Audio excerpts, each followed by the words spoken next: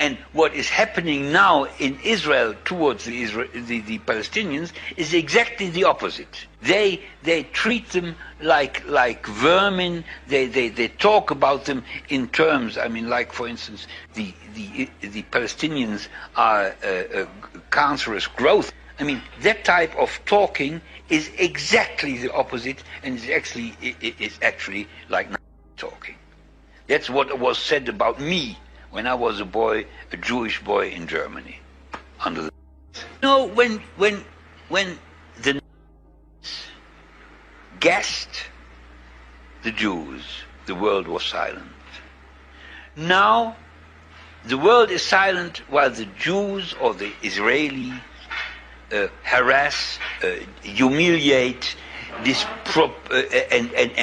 steal away land from the Palestinians, and the world is silent. And I want to awake the world, because any criticism on the policies of Israel is hampered and made impossible by a terrible trick and crime of Israeli propaganda, that any criticism on the politics of Israel comes out, is induced by anti-Semitic feelings.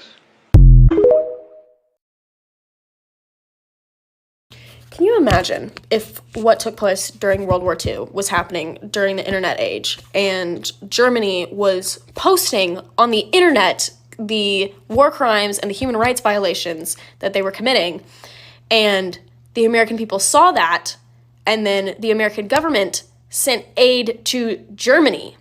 Can you imagine how insane and crazy that would be? Because that's what's happening right now. Let's play a game called Did This Happen in Nazi Germany or Modern Day Israel? Spread fake literature from the minority claiming it was evidence that they want to destroy you. It happened in both. Gave contraceptives to minority groups to stop them from reproducing. It happened in both. Claiming that if you lost the war, the minority group will rape your women and kill your children. It happened in both. Claiming that the minority group was lazy, useless, and exploitative. It happened in both. Positioned itself as the victim in a heroic battle and the minority group as the aggressor, surrounding them on all sides.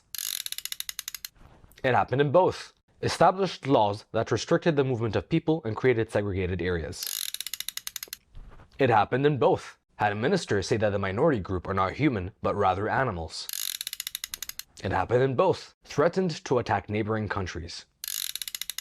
It happened in both. Launched a full-scale attack destroying places of worship, hospitals, and schools in response to an attack by an extremist from the minority group. It happened in both. Okay, to tell the people that I lost my whole family, my uncles, aunts, cousins, my parents, my sisters, everyone was murdered by the Germans, okay, in the camp here. They were built by the German on the Polish ground. There was no such a thing like Polish concentration camp. There was everything Germans, okay? That's all what I can say to you. Thank you. Can you tell us just Okay. so they know your name?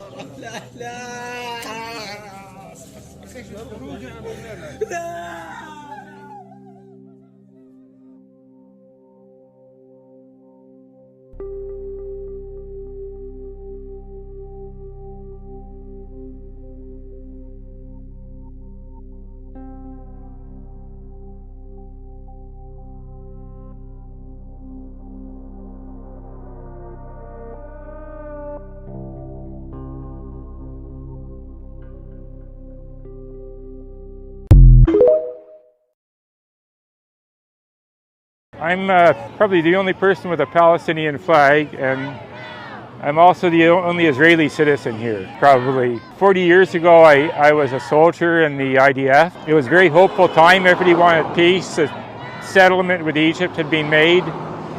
And the next step was to have peace with the Palestinians.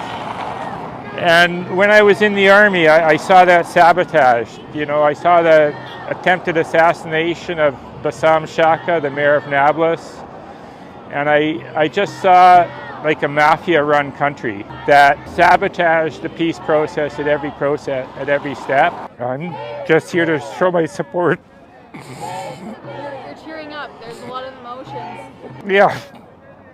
You know, like when I was 21, if somebody told me I'd be standing at a Palestinian freedom rally, I would have told them they were crazy. But, you know, over the 40 years, I've just seen like so much bloodshed. Even the Israelis are being used by evil forces in the world who are trying to start just so many lies being told about the truth of what's going on there. I am tearing up because it's horrible. It's horrible what's happening. This is like the McCarthyism, like if they try to take anybody who speaks out on behalf of the over 10,000 innocent civilians who've been murdered in the last several weeks, 160 children a day, us speaking on behalf of that and demanding a ceasefire are siding with Hamas. It's quite a fucking leap. Because go back to all my videos, I never said anything about siding with Hamas. I am standing up for the Palestinian civilians who've been living under a harsh system of apartheid in both Gaza and in the West Bank. And Hamas doesn't even exist in the West Bank. But I know that these talking points require people who can't think critically. Speaking of Nazis and how they ran concentration camps, the way that Gaza and the West Bank has been run, their resources are limited. They don't have access to water or power. Military blockades. Sounds awful like concentration camps to me.